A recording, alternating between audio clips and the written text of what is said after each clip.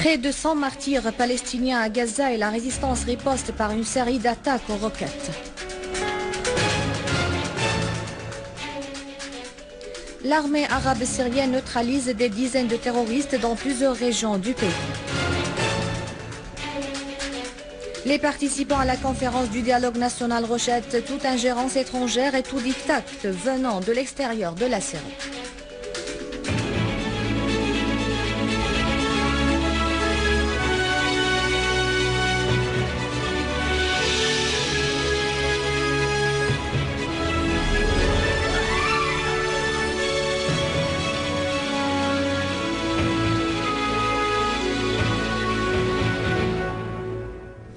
C'est l'heure du journal. Bonsoir. Nouveau massacre au 6e jour d'hostilité israélienne contre Gaza. La guerre israélienne sans mesure contre Gaza enregistre pour le 6e jour de nouveaux massacres et crimes sauvages contre les Palestiniens.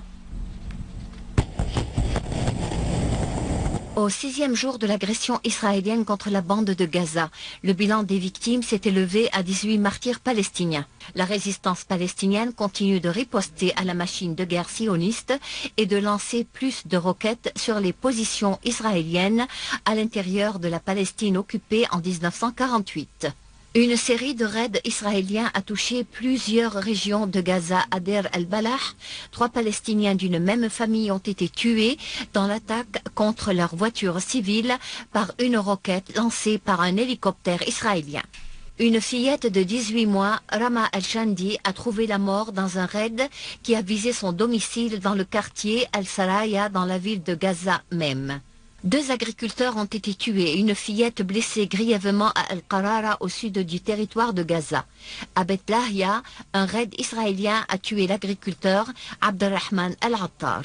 Le quartier El Zaytoun a été le théâtre de nouveaux massacres à l'aube quand 4 Palestiniens, un adulte, un garçon et 2 filles ont été tués et plus de 40 autres, dont 25 enfants, ont été blessés dans un raid israélien contre ce quartier. Dans la nuit dernière, 7 Palestiniens ont été tués, alors que 20 autres ont été blessés dans une série de raids sur plusieurs régions du territoire de Gaza. Ces décès portent à 87 le nombre de martyrs palestiniens dans l'agression israélienne déclenchée depuis mercredi dernier contre la bande de Gaza, alors que 700 autres ont été blessés dans ces hostilités. Et au sud de Naplouse, en Cisjordanie, des colons ont mis le feu à l'entrée d'une mosquée dans le village Orif en violation des lieux saints musulmans en parallèle de la guerre contre Gaza.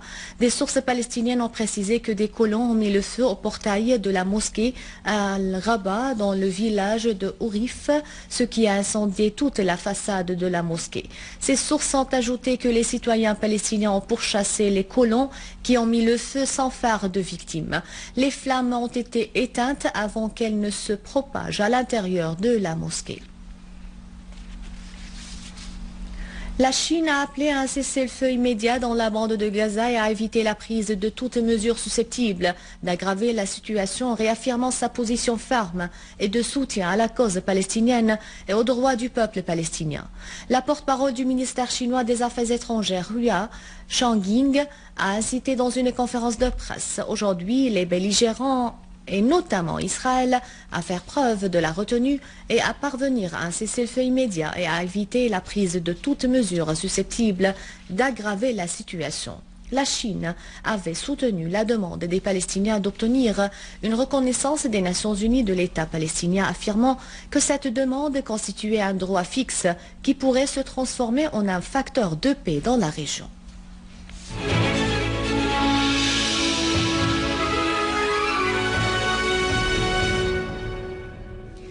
Dans le cadre de la poursuite de l'éradication des groupes armés, une unité de nos forces armées a pris pour cible dans une opération spécifique les cachettes des terroristes près du restaurant Miami, l'hôpital El-Kendi et la mosquée Al-Bakkara dans la localité de Henderat à Alep, causant de grandes pertes dans leur rang et abattant un nombre de chefs des groupes terroristes dans la région et détruisant 10 voitures dotées de mitrailleuses de moyens et gros calibres.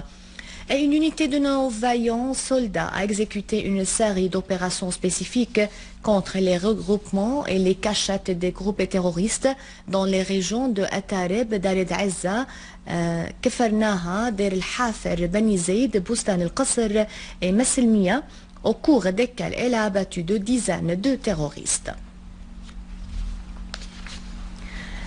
À Deir el-Zor, une unité de nos forces armées a pris pour cible le quartier général du dit conseil militaire des groupes terroristes dans la localité de Rashidia, causant la mort de dizaines d'entre eux. Et à Homs, une unité de nos forces armées s'est accrochée la nuit dernière avec des terroristes qui terrifiaient les citoyens et commettaient des actes de tuerie et de pillage des propriétés des habitants dans le quartier Bab el-Turkman, dans la ville de Homs, leur infligeant de lourdes et de grandes pertes. L'accrochage s'est soldé par l'anéantissement d'un grand nombre de terroristes, dont 7 de nationalité saoudienne et 2 de nationalité tunisienne. Parmi les terroristes tués figurent également des terroristes jordaniens, 2 Libanais et 2 Égyptiens. Et à Damas, des terroristes ont pris pour cible aujourd'hui par des obus mortiers des quartiers résidentiels dans le quartier Mazé, causant des dégâts matériels sans causer des dégâts humains. Selon une source du ministère de l'Intérieur, 4 obus mortiers lancés par des terroristes sont tombés près du centre culturel arabe à Mazé et le centre régional de la première enfance et la rue Farabi et le parc Al-Jala, causant 2 dégâts matériels.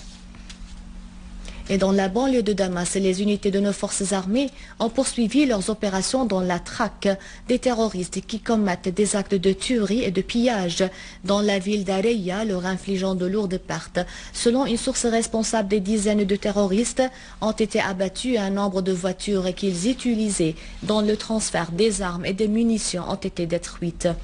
La source a ajouté qu'une unité de nos forces armées s'est accrochée avec un groupe armé qui terrifiait les habitants dans la ville de Hijra, dans la banlieue de Damas, et a éliminé tous ces éléments.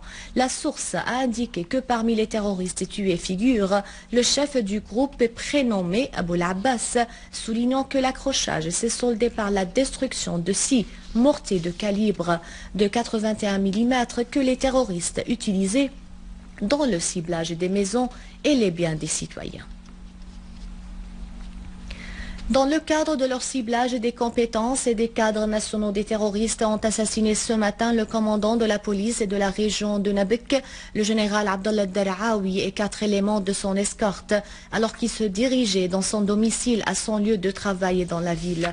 Selon une source du commandement de la police de la banlieue de Damas, un groupe armé a tendu une embuscade au général Daraoui et à son escorte à l'intérieur de la ville Nabek et a ouvert le feu vers eux, causant leur mort immédiate. Des terroristes ont fait exploser une charge explosive qu'ils avaient posée devant la banque centrale dans la ville de Hasake, causant la mort d'une enfant et la blessure de sa mère. Le correspondant de l'agence SANA a rapporté d'une source du gouvernorat que les unités de génie ont déjoué une tentative de faire exploser une charge explosive de 25 kg de TNT posée dans le même endroit de l'explosion afin de l'actionner au moment du rassemblement des citoyens et des secouristes. En Iran, les travaux de la conférence du dialogue national syrien se poursuivent à Téhéran sous le slogan « Non pour la violence et oui pour la démocratie ». Cette conférence regroupe des personnalités représentant le gouvernement syrien et de nombreuses autres personnalités de l'opposition, ainsi que plus de 200 représentants de partis politiques, de formations tribales et religieuses. Les participants ont réaffirmé le rejet de toute ingérence étrangère et tout diktat imposé à travers des pressions extérieures. Les pays limitrophes de la Syrie doivent contrôler strictement leurs frontières avec ce pays, ont précisé les participants en insistant sur l'interdiction de toute contrebande d'armes et de tout trafic de mercenaires pour mettre fin aux actes de violence en Syrie. Et le ministre iranien des Affaires étrangères Ali Akbar Salehi a précisé dans une conférence de presse à l'issue de la première journée de la conférence du dialogue national syrien qui s'est tenue à Téhéran, il a affirmé que les participants refusent toute solution imposée par l'étranger et soutiennent une solution politique à la crise en Syrie. L'Iran se tient aux côtés du peuple syrien qui insiste sur le respect de la souveraineté de son pays. Salehi a ajouté que cette conférence constitue un prélude à un dialogue entre les Syriens pour parvenir à un accord entre le gouvernement et l'opposition qui verse dans l'intérêt du peuple syrien. Le dialogue national doit s'élargir pour regrouper toutes les autres parties de l'opposition dans les prochaines semaines. Il a ajouté qu'il a été convenu de former une commission de suivi pour les questions approuvées lors de la conférence. À la fin de ce journal, un rappel des titres. Près de 100 martyrs palestiniens à Gaza et la résistance riposte par une série d'attaques aux roquettes. L'armée syrienne neutralise des dizaines de terroristes dans plusieurs régions du pays. Les participants à la conférence du dialogue national rejettent toute ingérence étrangère et tout diktat venant de l'extérieur de la Syrie.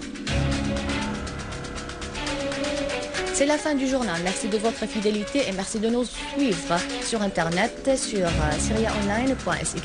Au revoir.